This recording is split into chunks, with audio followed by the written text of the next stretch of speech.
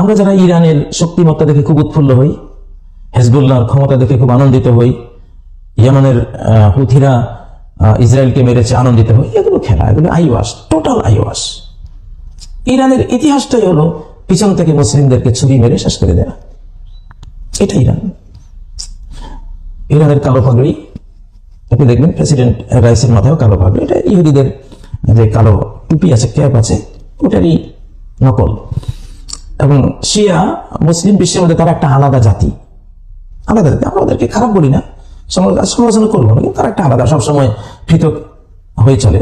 তারা হয়তো আয়েশাকে লাশ তুলে এনে তারা ব্যভিচারের শাস্তি দিতে চায়, হযরত আবু বকর ওমরের লাশ তুলে এনে তাদেরকে বিচার করতে চায়, কেন আলীকে ক্ষমতা দেওয়া হলো না, নবীদের লাশ মোবারক, দেহ মোবারক ওখান থেকে চুরি করে এনে, তার উপরেও তাদের অনেক আপত্তি।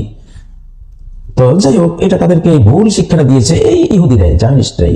আব্দুল্লাহ ইবনে সাবা অতীতে ইহুদি আব্দুল্লাহ ইবনে সাবা বাহ্যিক মুসলিম হয়ে এই সর্বনাশটা করেছে। সেই হযরত আলীকে মাবুদ বানিয়ে এতে দ্বারা পূজা করিয়েছিল, যে আলী খোদা মাবুদ, তোমরা ওনার পূজা করো। ইহুদি জাতিটা এরকম, এরা যে কোনো ধর্মে ঢুকে ধর্মের একেবারে মূল গোড়া কেটে সর্বনাশ করে দেয়।